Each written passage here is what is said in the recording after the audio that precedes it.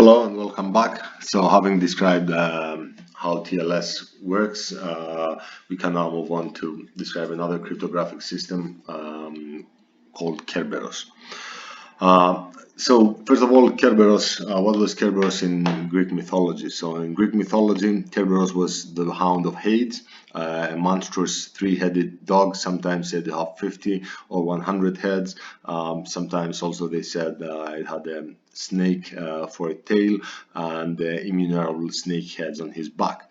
Now, what it was the purpose of Kerberos in mythology? Basically, he guarded the gate to Hades, which was the Greek underworld, and ensured that the dead could not leave and the living could not enter. Now, Kerberos was the offspring of Echidna and Typhon, and he was overcome despite his lot of power and several abilities. Anyway, he was overcome several times. So, for example, Hercules' final labor was to capture Kerberos. So first, Hercules went to Eleusis to be initiated into the Ulyssean Mysteries, and he did this to absolve himself of guilt for killing the centaurs and to learn how to enter and exit the underworld alive. In another story, Athena and Hermes helped him through and back from Hades. Hercules asked Hades for permission to take Kerberos. Hades agreed as long as Hercules didn't harm him, though in some versions Hercules shot Hades with an arrow. When Hercules dragged the dog out of Hades, he passed through the cavern Acherusia. And another story is talking about Orpheus, who used his musical skills basically to lull Kerberos to sleep and allow him to pass through the gates. So that's all about Greek mythology. So some motivation. Let's go back to computer science now.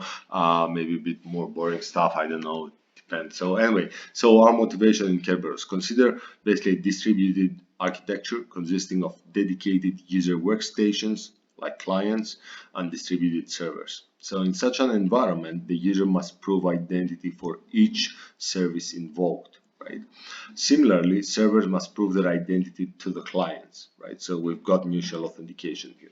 Now, this is the approach supported by Kerberos. So Kerberos assumes a distributed client-server architecture and employs one or more Kerberos servers to provide an authentication service. So let's see the requirements of Kerberos. The first published result, entitled Kerberos, an authentication service or open network system,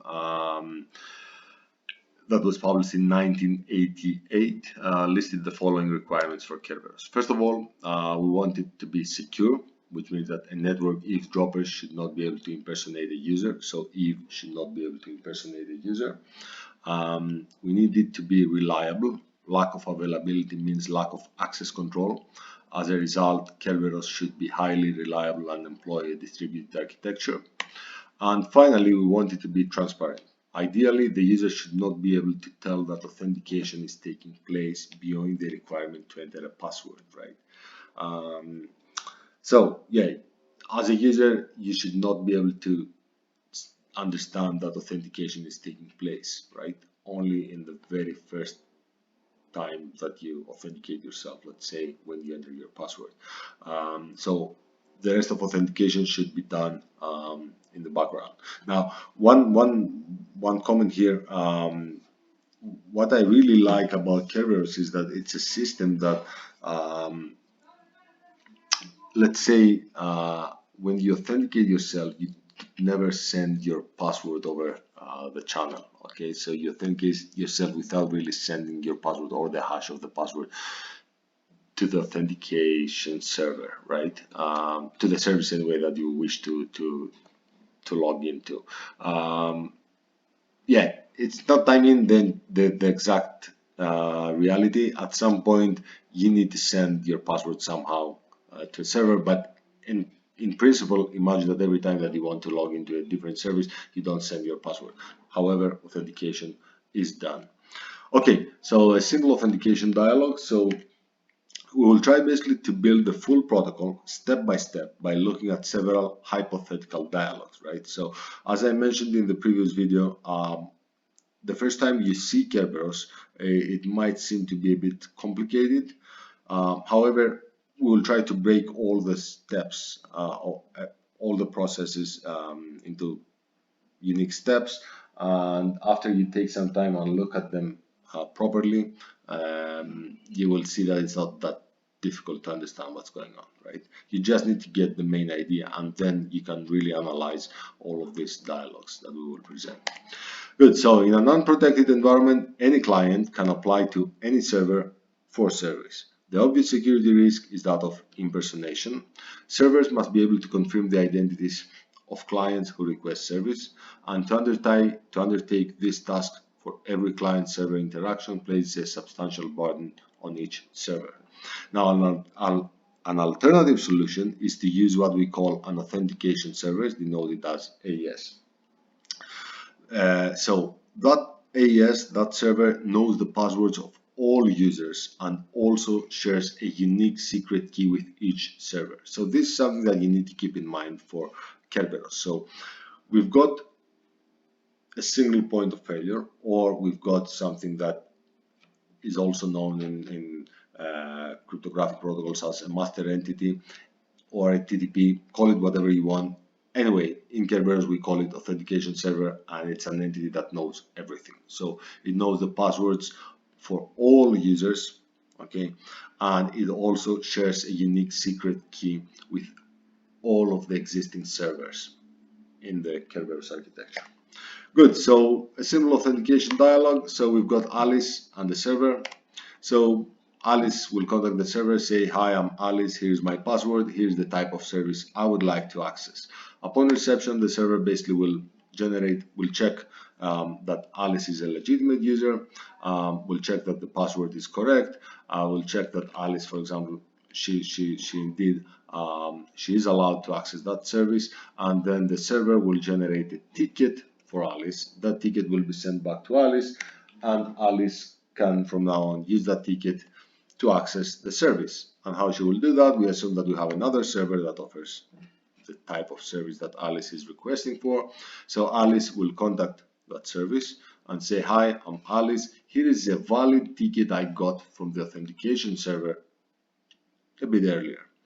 Upon reception, the service basically will verify the validity of the ticket. That usually it's something you can imagine it as an encrypted version of Alice's username, the IP of Alice, the server ID that issued the ticket, and this is encrypted with a key that is shared probably between the authentication server and the service that Alice wishes to access.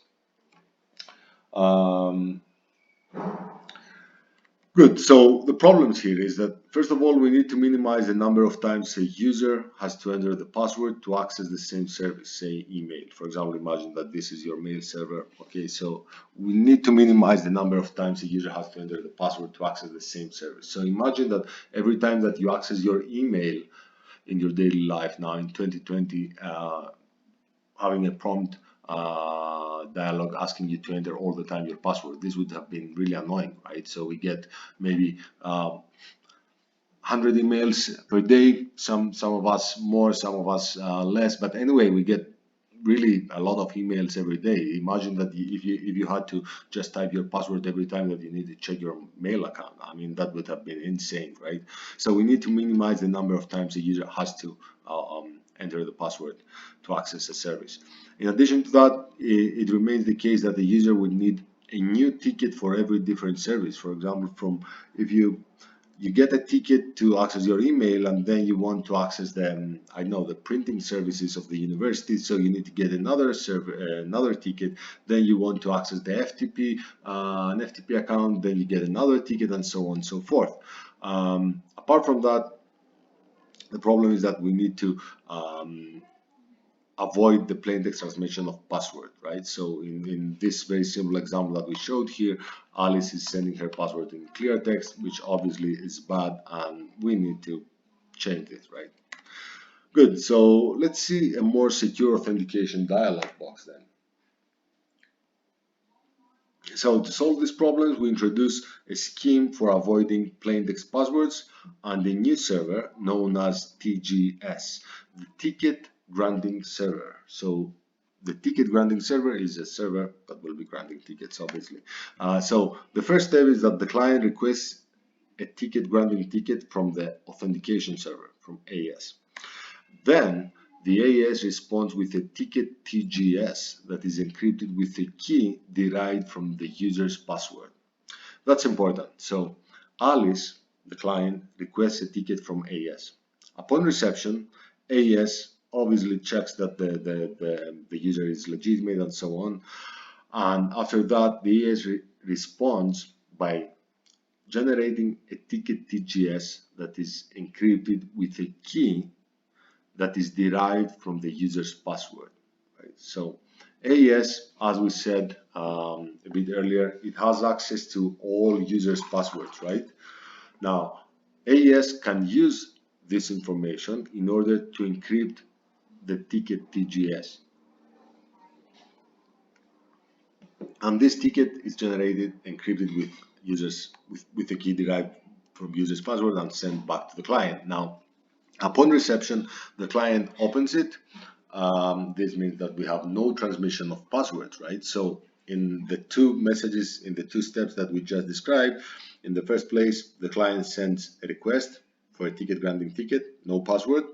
In the second phase, in the second step, the AES generates a ticket, encrypts it with a key derived from user's password and sends it back to the client. So in both messages, we have not send any password over the channel, right? Now, the other important thing is that the ticket TGS that is sent from AES to the client is reusable, which means that it can be used by the client to request multiple service granting tickets in the future, right? So you get the ticket TGS once and then you can reuse it multiple times to access different kind of services.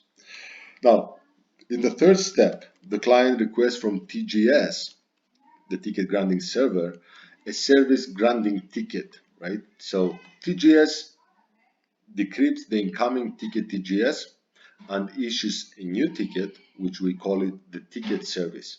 And with this ticket, basically, the client can gain access to particular service, right? So keep in mind, we've got two tickets, the ticket TGS that is generated by AES, and it will allow you to ask further tickets to access other services. And then we've got the ticket service, which is basically a ticket that will give you access to a specific service, right?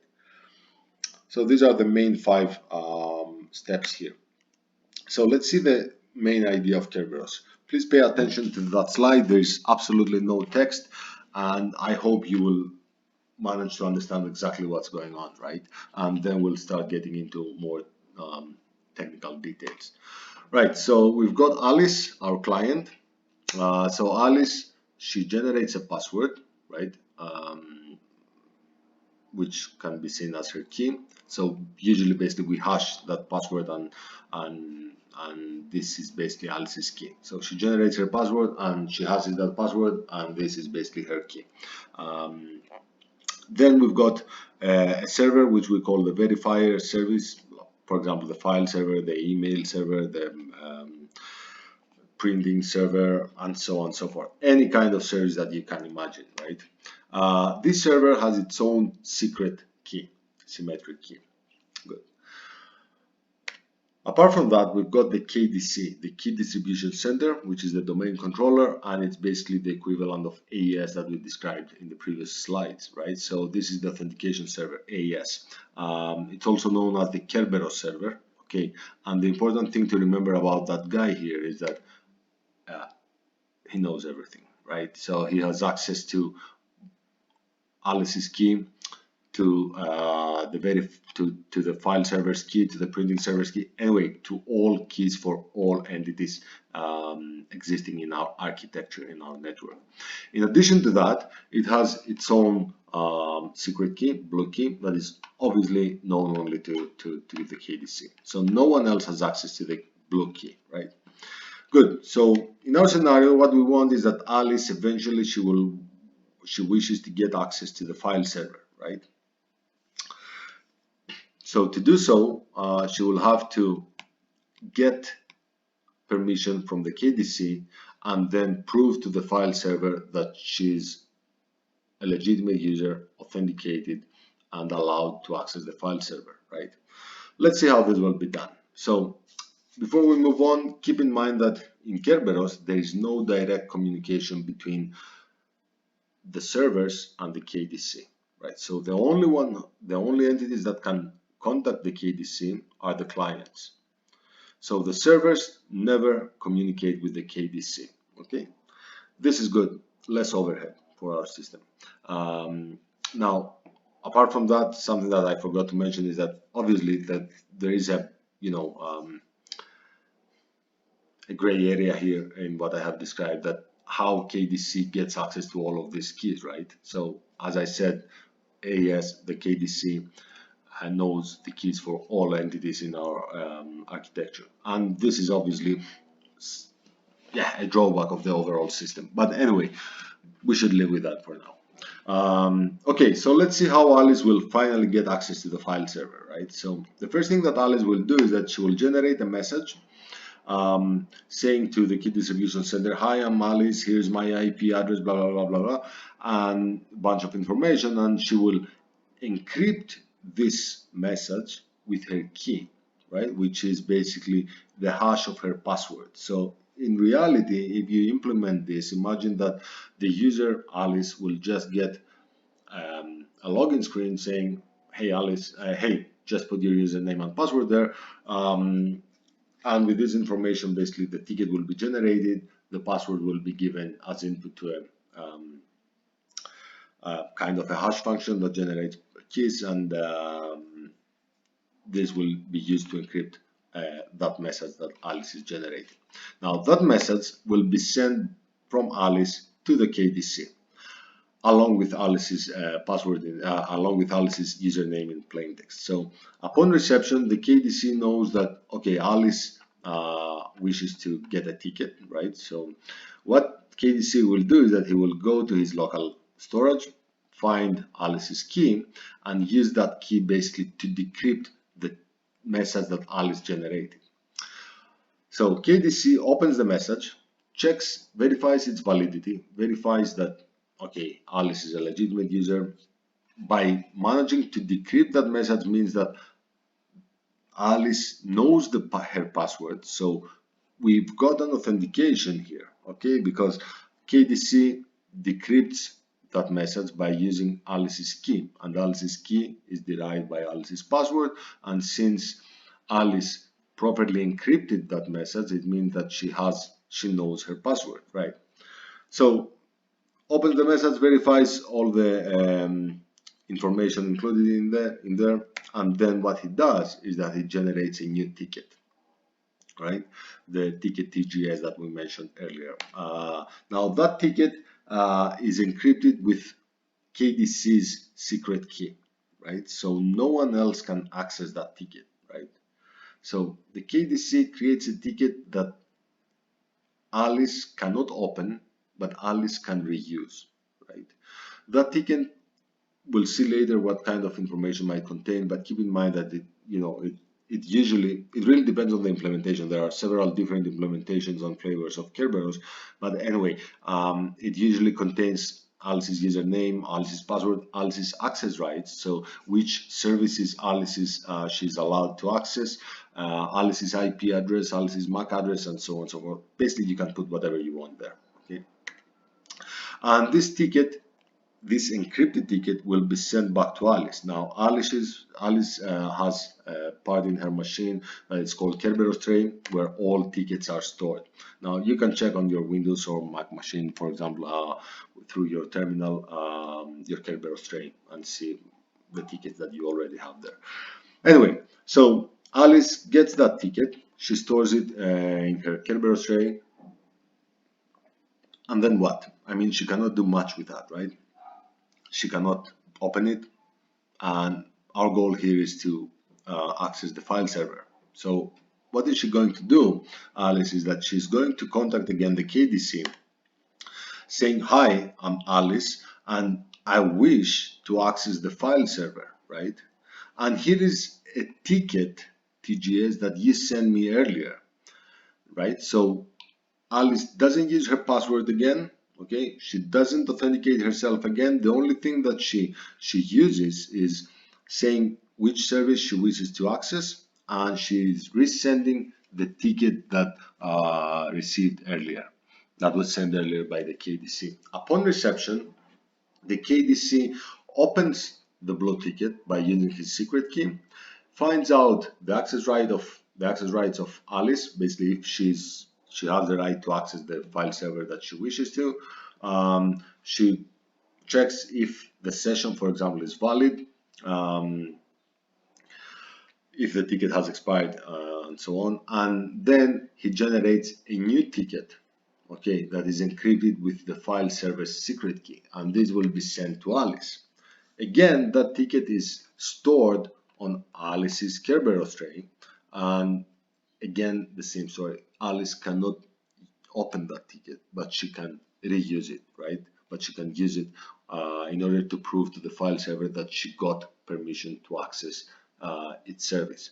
So what that ticket contains is, for example, Alice's IP address, Alice's username, Alice's access rights, the time that the ticket was issued, the period until the time of, anyway, when the ticket expires, and so on and so forth, right? Again, this is up to, it's an implementation matter. I mean, it really depends what you want to add, what kind of information you want to add in these tickets.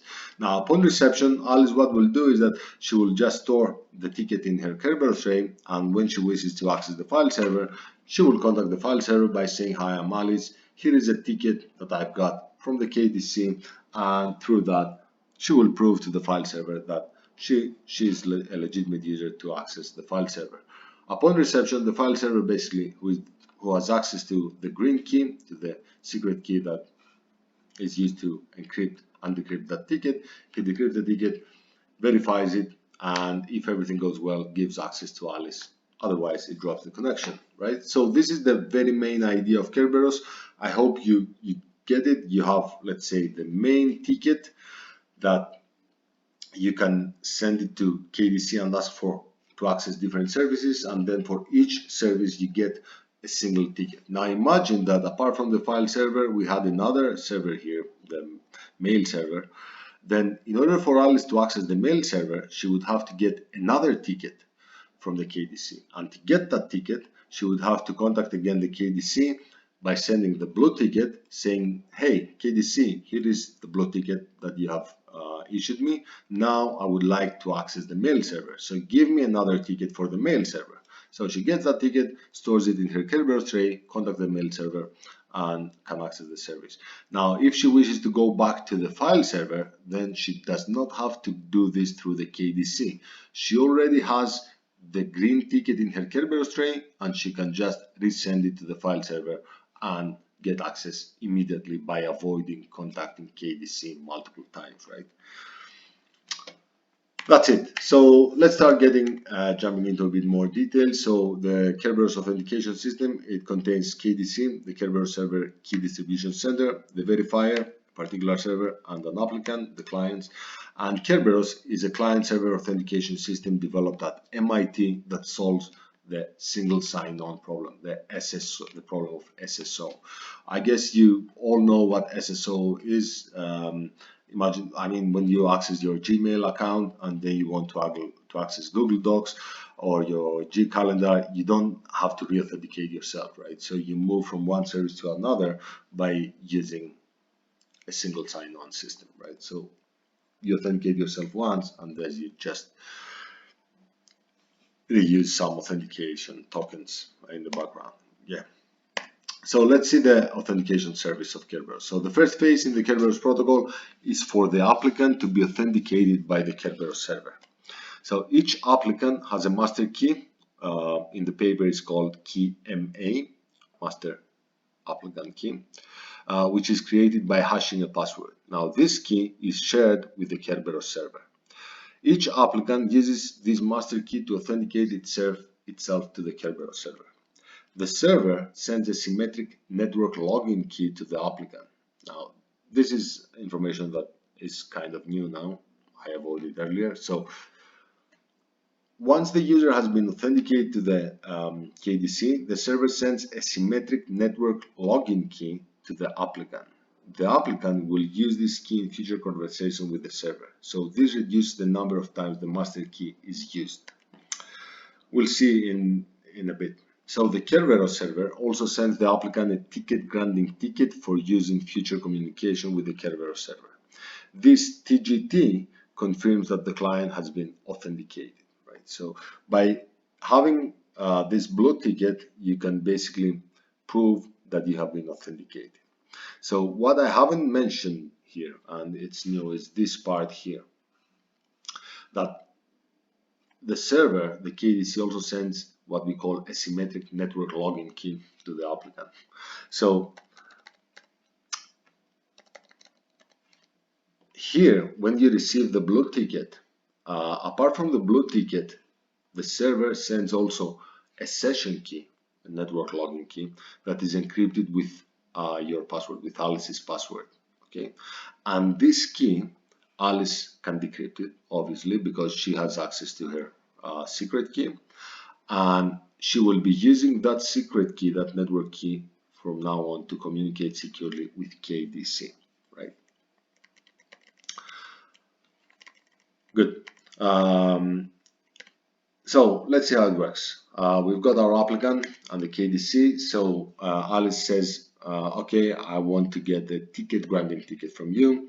The response contains TGT, the blue key, the blue ticket that we showed earlier, as well as NA, the network applicant key, which is encrypted with Alice's password. Now, key NA is encrypted with A's master key, which is denoted as MA. In future interactions with KDC, A will use NA to limit the master's key exposure, right? So every time from now on that Alice is communicating with the KDC, she will have to use that NA to encrypt all of the exchange messages.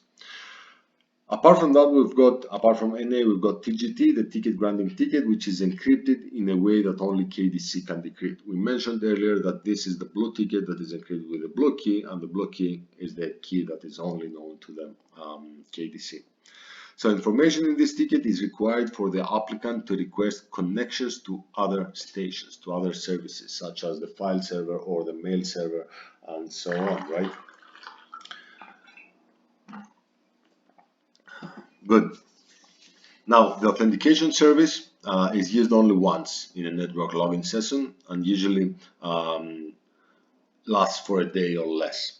However, during that network session, the client may want to connect to other stations or services. So each time that the client wishes to make a connection to a verifier server, the applicant must use the ticket granting service.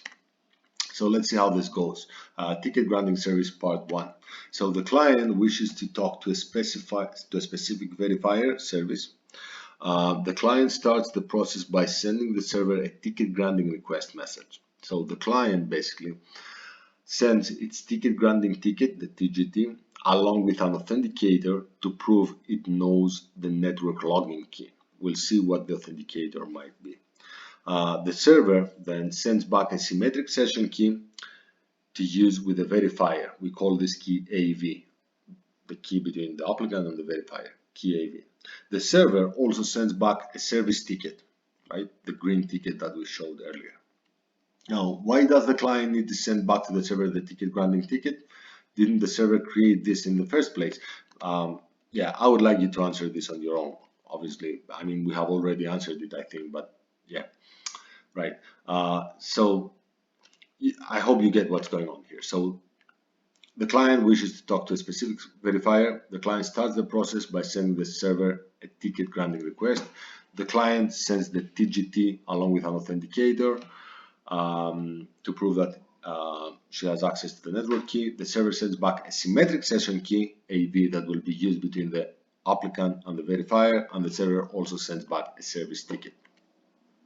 So let's see how this goes. So first step, Alice requests ticket for service V. Along with this request, she also sends the TGT, the blue ticket that I received earlier, as well as an authenticator encrypted with key NA. So the authenticator, it can be Alice's IP address, her username, a timestamp, and the authenticator is encrypted with key NA to prove that A sent it, right? So A and KDC are the only ones who have access to this NA, and by encrypting this stuff, this information with NA, Alice, the applicant, proves to KDC that she has access to an A. Okay, and she has been authenticated. Upon reception, basically, KDC, what we'll do is that first we'll, check that request, we'll open the TGT, find out NA, because NA is also included in the TGT, okay? Finds out NA, and then verifies the authenticator that was sent by Alice, right? And then responds back to Alice by saying, okay, here is a new key that I generate for you, and you will be using with the service VER that you are requesting access to, and this key is encrypted with NA. Apart from that, I'm also sending you a service ticket, that green ticket that is encrypted with the green key, and you cannot do much with it. You will just store it in your Kerberos array and you will forward it to the VER, to the service VER that you wish to access when you want to access. Now, key AV is a symmetric session key that A will use with V. Right, now, so let's see what the service ticket is about. So the Kerberos server sends back a response message that contains two main things, right? First, a session key, AV, that the client will use to communicate with the verifier for confidentiality.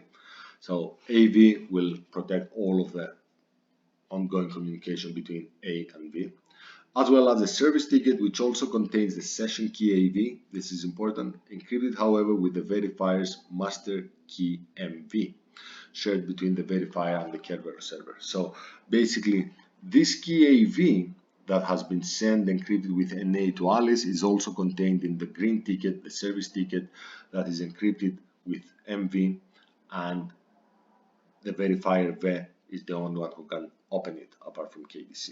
So basically the verifier will use his green key to open that service ticket, find out AV, and then communicate with Alice securely. So consequently, only the verifier can read the ticket, and the KDC, of course. Okay. So ticket granting ticket part number 2. The applicant sends the service ticket to the verifier. So Alice basically contacts the verifier and sends the green ticket, and also sends an authenticator to prove that she knows AV.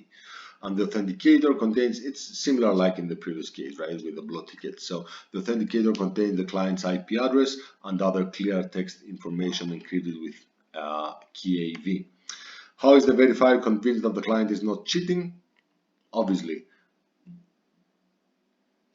the verifier opens the green ticket that comes from the KDC, the trusted entity. That ticket contains among other information, Alice's IP, the key AV that has been used by Alice. It contains a timestamp, it contains access rights, it contains, anyway, you can verify its freshness. So upon reception, the verifier basically opens, first of all, the green ticket, finds out AV, finds out Alice's IP address, verifies the authenticator that was sent by Alice, and by doing this, he can be sure that the client is not cheating. If there is some kind of replay attack or something like that, then it's easily detectable and he can drop the connection. So Kerberos ticket granting service part number 2, we're getting there, guys. So Alice, basically, this is step number 3, basically. We continue from the previous slide. So step number 3, Alice requests for connection, which means that she contacts the green server and she requests for a connection. She sends an authenticator as well as forwards the green ticket, the service ticket that was received, that was sent by KDC earlier. Upon reception, the KDC, this is not the KDC here, sorry, this should be the verifier, decrypts the service ticket, uses key AV to test the authenticator, and if everything goes well, gives access to the applicant. So the authenticator, as we mentioned already, is encrypted with key AV. Service ticket contains key AV encrypted with the verifier's master key, KMV. That's why the verifier can be encrypted, right? So again, I repeat, this should not be KDC here. It should have been the green server, the verifier. So Kerberos ticket granting service, part 2, continue. Now that the client is authenticated, the client and verifier engage in an ongoing communication using the symmetric session key KAV. So all the messages between the applicant and the verifier from now on are encrypted using the symmetric key AV that was initially generated by KDC and sent from the KDC to both Alice and the verifier. So through Alice, of course. Now, important is to note that the Kerberos server is not involved anymore. That's it, right? So Kerberos in perspective, although Kerberos is viewed as an authentication system, in reality is a complete cryptographic system. Authentication normally one way, but it can be done two ways. There is a key exchange, there is a confidential exchanges with the symmetric session key. Kerberos does not use any public key crypto, hence it makes the whole thing really fast. It also means that it is not necessary to distribute digital certificates to all stations on the network. However, it can be used with PKI during the authentication phase, right? So there are different flavors of Kerberos. There are implementations where PKI is used. Kerberos in perspective. Kerberos, as we already mentioned, provides a single sign-on service. A client needs only a single key, namely its master key. Even if it deals with dozens of servers throughout the day, it will not need multiple keys. And this is good news for users. Although good for users, it is somewhat dangerous unless implemented properly. So that's it. Thanks a lot. I know I did it a bit fast, but I hope you got it. As I mentioned earlier, when you see it for the first time, it might be a bit complicated. Also because the notation I used was the notation basically in the original paper and not the notation that we have been using till now. But I really believe it's clear. You just need to pay a bit more attention and try to think exactly what's going on. Now, this brilliant guy here is Michalas. He used to be the leader of the MIT group that designed Kerberos in 1988. That's it. Thanks a lot. That's basically the end of this lecture. Next time we will probably talk about some cloud security topics. Thanks a lot. Bye.